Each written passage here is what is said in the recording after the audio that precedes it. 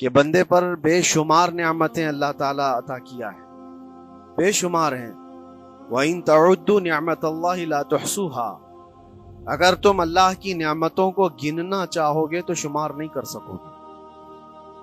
شیخ Saadi رحمۃ اللہ تعالیٰ علیہ فرماتے ہیں کہ تمہارا ایک سانس لینا بھی نعمت ہے، سانس کا باہر نکالنا بھی نعمت ہے، اور اگر صرف سانسوں کی نعمتوں کا شکر ادا کرنے پر بندہ بیٹھ جائے تو پوری عمر اس کی تمام ہو جائے۔ باقی نعمتوں کا کیا ہے؟ بے شمار نعمتوں سے نوازا ہے اللہ تعالیٰ نے، لیکن انسان کی فطرت میں یہ بھی ہے کہ کبھی ایک چیز کی کمی محسوس ہوتی ہے تو وہ واویلا مچاتا ہے، بہت شور کرتا ہے کہ مجھے یہ تکلیف ہوئی، وہ تکلیف ہوئی۔ اس کے صحت کے زمانے کو وہ یاد نہیں کرتا، مصیبت کے زمانے کو بہت جلدی یاد کرتا ہے۔ اسی لیے شکر گزار بندے بہت کم ہیں۔ عادت یہ ڈال لیں، جب مصیبت آئے، کوئی تکلیف آئے، تو ہمارے اندر یہ احساس پیدا ہو جائے کہ میرے گناہ اس سے بھی بڑی مصیبت کے لائق تھے، اللہ نے کم مصیبت عطا کی۔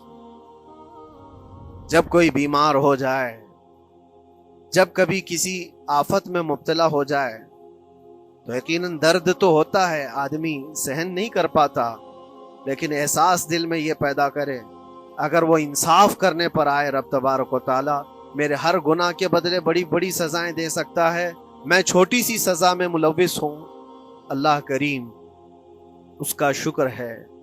اسی طرح سے میرے عزیزو، ایک بات میں آپ کو بتاتا ہوں، خاص طور پر ہمارے قید کے زمانے میں بہت سارے ایسے قیدی جیل کے اندر جانے کے بعد ان کے حالات ایسے ہو جاتے ہیں، وہ نا امید اور مایوس ہو کر کفریہ جملے بکنے لگ جاتے ہیں۔ ان کے حالات ایسے ہو جاتے ہیں کوئی خدا نہیں، اگر ہوتا تو ہماری سنتا، بہت کچھ عبادتیں بھی کرتے ہیں، نہیں جب قبول ہوتی ہے تو مایوس ہو جاتے ہیں۔ تو یہ تو اندر کے حالات ہیں، باہر بھی کسی کے ساتھ ایسا ہو سکتا ہے۔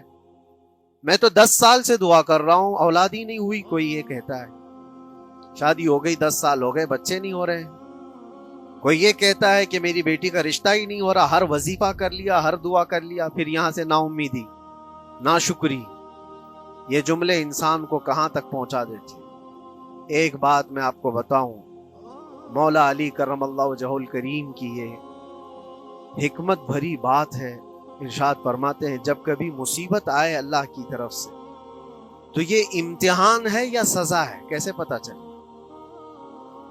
ظاہر سی بات ہے، ہر کوئی یہ کہتا ہے یہ تو اللہ کی طرف سے امتحان ہے، آزمائش۔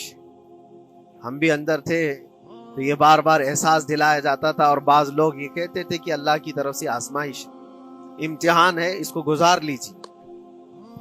بعض مرتبہ امتحان ہے اور بعض موقعوں پر سزا ہے، تو سزا کب ہے اور امتحان کب ہے یہ کیسے پتا چلے؟ بہت بڑا فارمولہ ہے۔ مولا علی کرم اللہ وجہہ الکریم فرماتے ہیں جب کبھی تم پر کوئی مصیبت آئے تو یہ دیکھ لینا ان مصیبتوں کے دن میں تم اگر اللہ سے زیادہ قریب ہو گئے ہو، دعا زیادہ کرنے لگ گئے ہو، وظیفے زیادہ کرنے لگ گئے ہو، تو اس کا مطلب ہے کہ اللہ تعالیٰ تم کو امتحان میں رکھا ہے۔ اور اگر مصیبتوں کے آنے کے بعد بندہ دور ہو جاتا ہے اللہ سے، پھر وہ بپھر جاتا ہے، گناہ زیادہ کرنے لگتا ہے، تو سمجھ لو یہ سزا میں ملوث ہے۔ اب سب کی زندگی میں یہ مصیبتیں جب آتی ہیں تو خود اپنے آپ کو ریئلائز کرے، احساس کر کے دیکھے کہ مصیبت آئی ہے تو میرے ہاتھ میں تسبیح آ گئی یا پھر گالی گلوچ، مصیبت یا آفت آئی ہے میرے گھر پر تو میں عبادت اور نماز کی طرف زیادہ جا رہا ہوں یا پھر عیش و عشرت کی طرف زیادہ جا رہا ہوں، تو تمہیں خود پتا چل جائے گا کہ تم اللہ کی طرف سے امتحان میں ہو یا پھر سزا میں ہو۔ میرے عزیزو، بہت مقامات ایسے ہیں جہاں پر بظاہر مصیبت کی حکمت ہمیں نہیں معلوم ہوتی کہ کیوں آئی یہ مصیبت، کیوں دی گئی ہے ہمیں ایسی تکلیف۔ اسی کا نام تقدیر ہے کہ اللہ تعالیٰ کے لکھے ہوئے پر راضی رہنا یہ مومن کی شان ہے۔ مومن کو ہمہ وقت اللہ تبارک و تعالیٰ کی طرف سے لکھی ہوئی اس تقدیر پر راضی رہنا ہے۔ آپ کو میں ایک بات بتا دوں، حضرت ابو جندل ایک صحابی مکہ مکرمہ میں ایمان لائے، رسول پاک صلی اللہ تعالیٰ علیہ وسلم جب ابھی مکہ میں تھے، اس وقت غریب صحابہ کو کفار مکہ، مشرکین مکہ کس طرح سے پکڑ کر مارتے تھے، کیسے کیسی سزائیں دیا کرتے تھے، اسی اسنا میں اللہ کے نبی صلی اللہ علیہ وسلم ہجرت کر کے مدینہ تشریف لے گئے.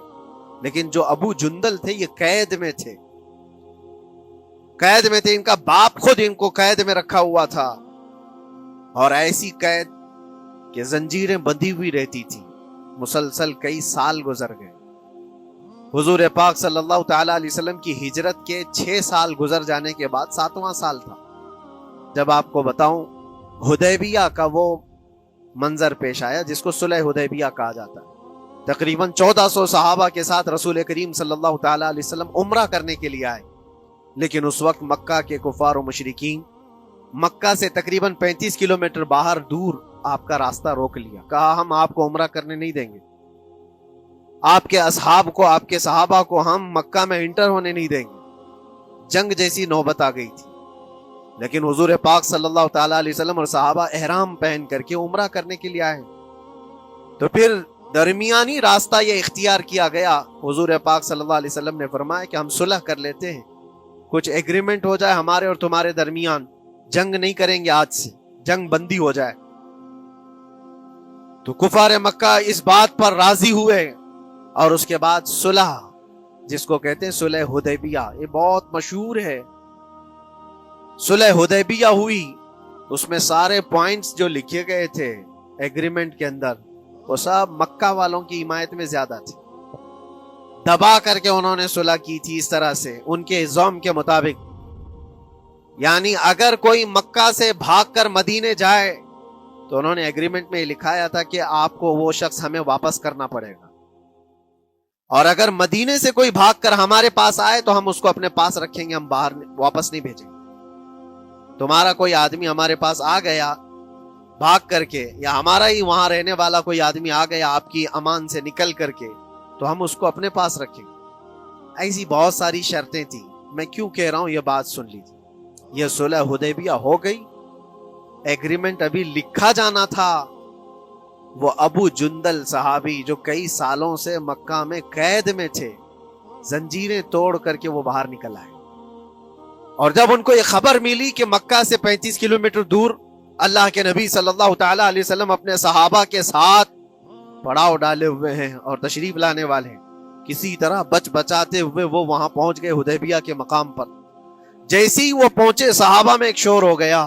صحابہ جانتے تھے کہ کتنے سالوں سے ابو جندل قید میں ہے، طرح طرح کی اذیتیں اٹھاتا ہے، بہت مصیبتیں اٹھائی ہیں ابو جندل نے. دیکھا ان کے جسم پر پورے زخموں کے نشان تھے، ہاتھوں اور پیروں میں زنجیریں لٹکی ہوئی تھی. وہ اسی حالت میں صحابہ کے پاس آ گئے. صحابہ سب نے سینے سے سینہ لگایا، استقبال کیا. ابو جندل تم آ گئے ہمارے پاس، آ گئے. اب بات سنو، بڑی حیرت کی ہے. ایگریمنٹ لکھا جا رہا تھا اور ابو جندل مکہ سے فرار ہو کر کے آئے تھے. ابو جندل کا جو باپ ہے اور دوسرے جو رئیس مکہ کے تھے، قریش کے سردار، سبوں نے ہاتھ روک لیا اور کہا ہمارا ایک آدمی بھاگ کر آپ کے پاس آیا ہے، ایگریمنٹ کے مطابق اس کو آپ ہمیں واپس کرنا ہوگا، واپس لوٹانا ہوگا. مکہ میں رہنے والا شخص آپ کے پاس آیا ہے، وہ ہمارا قیدی ہے. حضور پاک صلی اللہ تعالی علیہ وسلم نے فرمایا ابھی تو لکھا نہیں گیا، اس سے پہلے وہ آیا ہے، چھوڑ دو اس کو، اس کے بعد جو بھی ہوگا اس پر عمل کریں گے. مکہ والوں نے کہا نہیں، ہم نہیں مانتے اس چیز کو. حضور پاک صلی اللہ تعالی علیہ وسلم نے یہاں تک فرمایا اس ایک شخص کو میری ضمانت میں دے دو، باقی تمہاری ساری شرطیں منظور کر لی جائیں گی. وہ رحمت للعالمین نبی اکرم صلی اللہ تعالی علیہ وسلم اپنے غلاموں پر رحم کیسے نہ کریں. جب ان حالات میں دیکھا ابو جندل کو تو صحابہ بھی حضور کے پاس آئے اور کہا یا رسول اللہ صلی اللہ علیہ وسلم صلح کیوں کر رہے ہیں ان کے ساتھ؟ جنگ کریں گے ہم ان کو، ہم نے بدر میں، احد میں، خندق میں ان کے ساتھ جو مقابلے کی ہمیں تجربہ ہے، ہم ان کے پرخچے اڑا دیں گے، آپ اجازت دیں ہم جنگ کریں گے. اللہ کے نبی فرماتے ہیں میں جو دیکھ رہا ہوں وہ تم نہیں دیکھ رہے ہو. اللہ کا حکم نہیں ہے جنگ کرنے کا، صلح ہے. صلح ہو گئی، لکھا جا رہا تھا، اور یہ ابو جندل آئے. اب جب حضور پاک صلی اللہ تعالی علیہ وسلم نے فرمایا ٹھیک ہے ایگریمنٹ کے مطابق ابو جندل کو مکہ واپس بھیجنا پڑے گا، اتنا فرمایا تھا حضور نے. ابو جندل دھاڑے مار مار کر رونے لگے اور صحابہ کو جا کر کے اپنے زخم دکھانے لگے کہ دیکھو مجھے واپس بھیجا جا رہا ہے، مجھے واپس بھیجا جا رہا ہے۔ تو صحابہ کے اندر بھی جوش تھا، اپنا آدمی جب کوئی اتنا مظلوم ہو، اتنا مار کھایا ہو، اور پھر واپس انہی ظالموں کے سامنے اس کو بھیجا جانا ہو تو کیا کیفیت ہو۔ تو وہ ابو جندل سارے صحابہ کے بیچ میں چھپ چھپاتے ہوئے رو رہے تھے۔ اللہ کے نبی صلی اللہ علیہ وسلم تشریف لائے اور فرمایا ابو جندل میں کہہ رہا ہوں واپس چلے جاؤ، واپس جاؤ، مکہ جاؤ۔ تو انہوں نے کہا یا رسول اللہ صلی اللہ علیہ وسلم ان زخموں کے ساتھ واپس جاؤں؟ اللہ کے نبی صلی اللہ علیہ وسلم نے فرمایا ہاں ابو جندل، اللہ کی مرضی ہے، اور اللہ کا نبی وہی کہتا ہے جو اللہ کی مرضی ہوتی ہے۔ یہ میں کہہ رہا ہوں بظاہر تکلیفوں کی حکمت ہمیں معلوم نہیں ہوتی، لیکن ہمیں عمل کرنا چاہیے۔ نبی پاک صلی اللہ تعالی علیہ وسلم کا جب حکم ہوا، ابو جندل انہی زنجیروں کے ساتھ ان کے باپ کے حوالے کر دیے گئے۔ وہ گھسیٹتے ہوئے لے جا رہا تھا، گھسیٹتے ہوئے واپس انہی قیدیوں کی طرح لے جا رہا تھا۔ سب کی آنکھوں میں آنسو تھے، لیکن حکمت الہی کیا ہے یہ کون جانتا ہے۔ بظاہر اللہ تبارک و تعالیٰ کی طرف سے یہ دی ہوئی آزمائشیں، یہ تکلیفیں، اس کی حکمت وہ بہتر جانتا ہے۔ جب ابو جندل کو واپس کیا گیا، ایک سوال اٹھتا ہے میرے عزیزو، یہ میں قید کی حالت میں رہ کر کے ایک شخص نے مجھ سے سوال کیا تھا، آپ تو اللہ کے نبی صلی اللہ تعالیٰ علیہ وسلم کی ناموس کی بات کرتے ہو، حضور کی محبت کی بات کرتے ہو، ان کے عشق کی بات کرتے ہو، اور یہ بھی کہتے ہو کہ نبی پاک صلی اللہ تعالیٰ علیہ وسلم دستگیری کرتے ہیں، اپنے غلاموں کی مدد کرتے ہیں، تو اتنے دنوں سے کیا آپ نے حضور کو نہیں پکارا؟ کیا رسول پاک صلی اللہ تعالیٰ علیہ وسلم سے محبت اور عشق کی بات کے بعد آپ نے بھیک نہیں مانگی؟ اس وقت یہ واقعہ یاد آیا، میں تو ابو جندل کے پاؤں کے ناخن کی مٹی کے برابر بھی نہیں۔ وہ صحابی رسول تقریباً ان کے متعلق کہا گیا ہے 6 سے 8 سال تک وہ ان کی قید میں رہے۔ تو کیا رسول پاک صلی اللہ علیہ وسلم کو خبر نہیں تھی؟ خبر تھی، لیکن ہوتا ایسا ہے کہ جو جتنی محبت کرتا ہے اتنے ہی امتحانوں سے گزارا بھی جاتا ہے، اس کو امتحان دینے پڑتے ہیں۔ اسی لیے بار بار میں یہ بات کہتا ہوں، حضور پاک صلی اللہ تعالی علیہ وسلم کی ناموس کی بات کرنا، عظمت رسالت کی بات کرنا، یہ حلوے پراٹھے کھانے کا نام نہیں ہے، یہ شہادت گہے الفت میں ہے قدم رکھنا۔ لوگ آسان سمجھتے ہیں مسلمان ہونا، حضور پاک صلی اللہ تعالی علیہ وسلم کی شریعت طاہرہ کو بچانے کے لیے ہی تو، حضور کی ناموس کی حفاظت کے لیے ہی تو مولا امام حسین نے اپنی گردن دے دی، اپنے بچوں کی قربانی دے دی، اپنا عیش آرام سب تیاگ دیا۔ یہ ساری قربانیوں کے بعد ہی اس امتحان سے بندہ نکلتا ہے۔ وہ امام احمد بن حنبل جن کے سینے میں 5 لاکھ حدیثیں محفوظ تھیں، رسول پاک صلی اللہ علیہ وسلم کی 5 لاکھ حدیثوں کے حافظ، لیکن بغداد کے ظالم حکمرانوں نے ان کو ننگی پیٹھ پر کوڑے مارے ہیں۔ پہلی مرتبہ 100 کوڑے، دوسری مرتبہ پھر 100 کوڑے، تیسری مرتبہ پھر 100 کوڑے، اتنے میں تو آدمی مر جاتا ہے۔ امام احمد بن حنبل کی پیٹھ جھک گئی تھی۔ میرے عزیزو، یہی ہے جس کو ہم کہہ رہے شہادت گہے الفت میں ہے قدم رکھنا۔ اگر تم سچا ایمان رکھتے ہو تو پھر آزمائش بھی ہوگی۔ اللہ کریم قرآن میں فرماتا ہے وَلَيَعْلَمَنَّ اللَّهُ الَّذِينَ صَدَقُوا وَلَيَعْلَمَنَّ الْكَاذِبِينَ۔ اللہ تبارک و تعالیٰ ضرور آزمائے گا سچا کون ہے اور جھوٹا کون ہے۔ مصیبتیں آئیں گی، آندھیاں آئیں گی، لیکن جمے رہو، ڈٹے رہو، اللہ رب العزت سے کبھی بھی اپنا رشتہ نہ توڑو، اور جو تمہارے اندر ایمان ہے، توکل اور یقین ہے، ذرا برابر بھی فرق آنے نہ پائے۔ آج نہیں قبول ہوئی کل ہوگی، کل نہیں قبول ہوئی پرسوں ہوگی، کبھی نہ کبھی تو دعا قبول ہوگی۔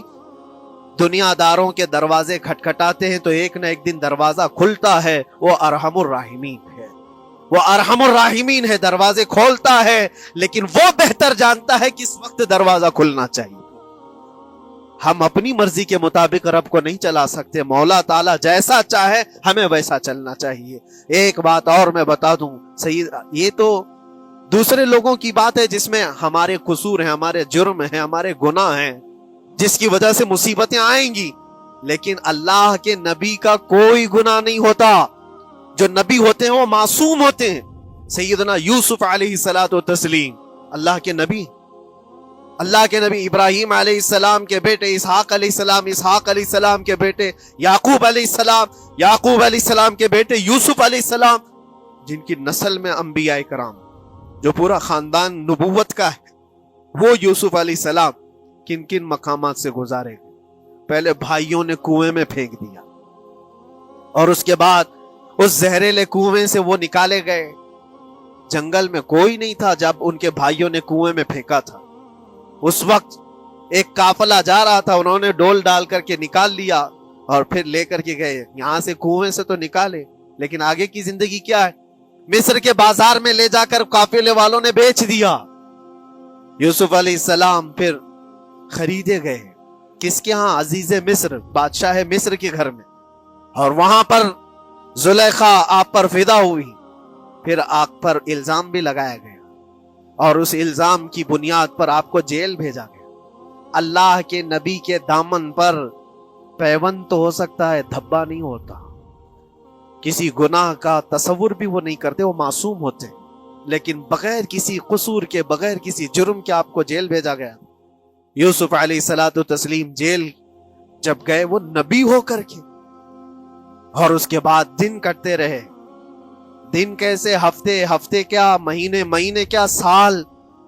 यूसुफ अलैहिस्सलातु तस्लीम के 7 साल गुजर गए। जब कभी किसी इनोसेंट को, बेकसूर आदमी को तकलीफ दी जाती है तो उसको एहसास ज्यादा होता है, और जुर्म की वजह से जब कोई तकलीफ में आता है तो कंप्रोमाइज कर लेता है, मैं ऐसा गलती किया था, मुझे ये झेलना पड़ रहा है।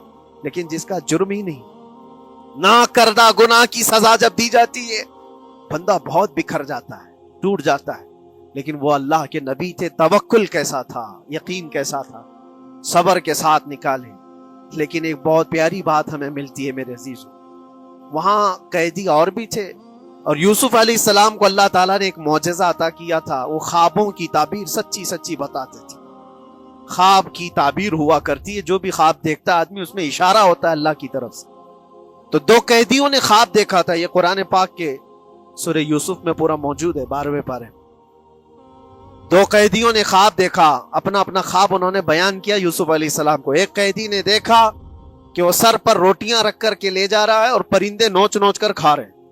दूसरे ने देखा कि वो अंगूरों को निचोड़ करके उसके रस पी रहा है।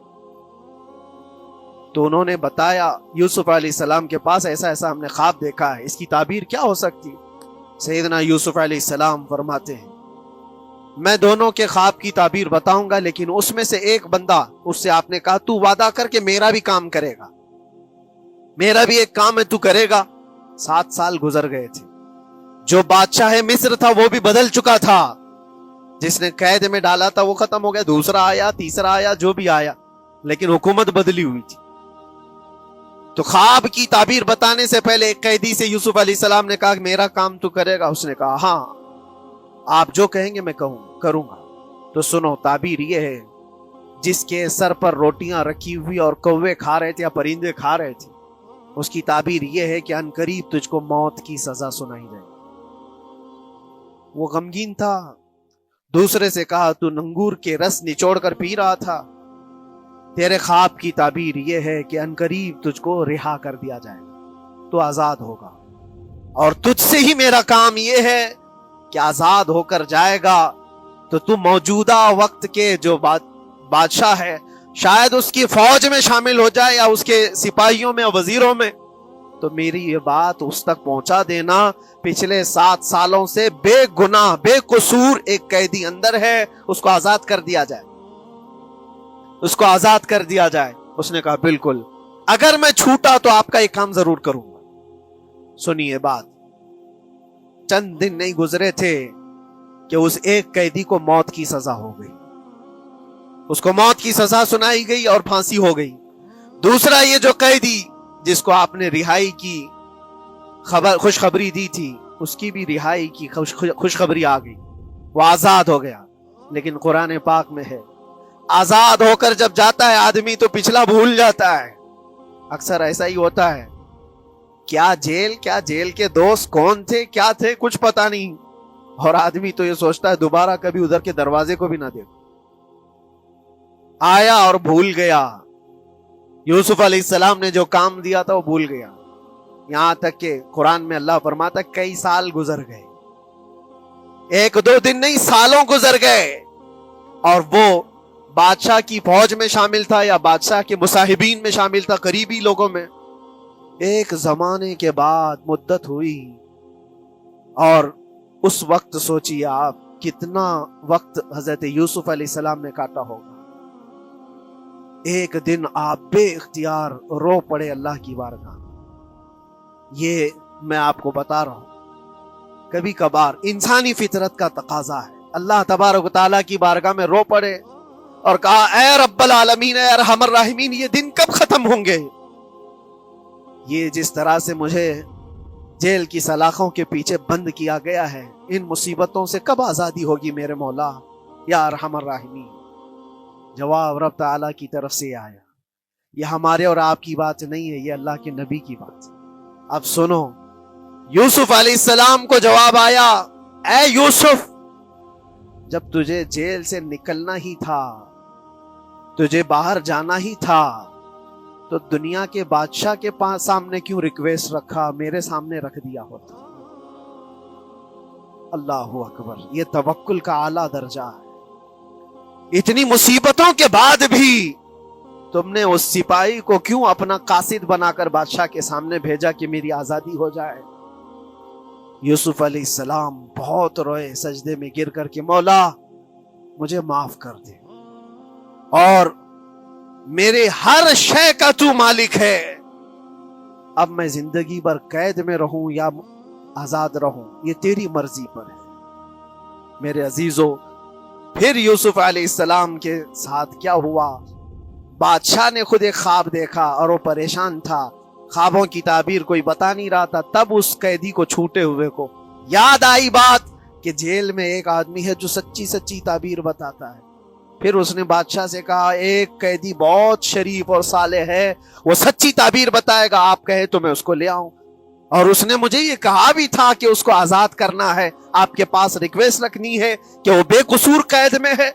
बादशाह ने मालूमात हासिल की और उसके बाद परवाना दे दिया कि उस कैदी को आजाद किया जाए जिसको बेकसूर रखा गया, और मेरे ख्वाब की ताबीर बताई जाए। यूसुफ अलैहिस्सलातु तस्लीम को लोग आए लेने के लिए। अब यहां मंजर और है मेरे अजीज। कहा कि बादशाह ने ख्वाब देखा, उसकी ताबीर बताए। आपने ताबीर तो बता दी कि क्या होने वाला है अगले 7 सालों में बादशाह के साथ, ये सारी ताबीर बताई।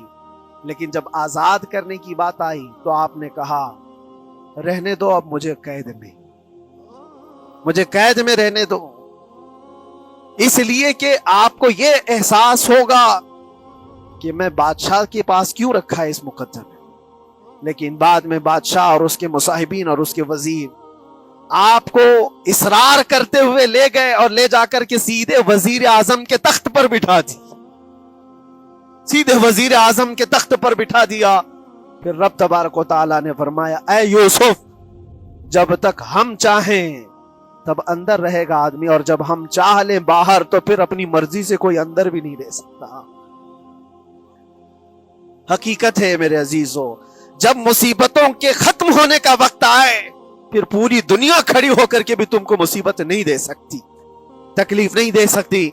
और रब तबारक व तआला ने फरमाया, व इन यमसस्कल्लाहु बिदुर्रिन फला काशिफा लह, अगर तुमको अल्लाह की तरफ से कोई मुसीबत आए तो कोई उसको हटाने वाला नहीं है।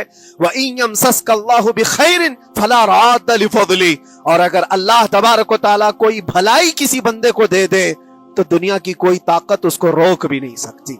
आज अगर रब तबारक व तआला हमको कोई मकाम और मर्तबा दे दे, कोई इज्जत और इनाम दे दे, सारे कुत्ते भौंकते रहे, इस इनाम को कोई रद्द नहीं कर सकता। अल्लाह तबारक व तआला का दिया हुआ फजल उसको कोई काट नहीं सकता, और उसकी दी हुई मुसीबत को कोई दूसरा टाल भी नहीं सकता।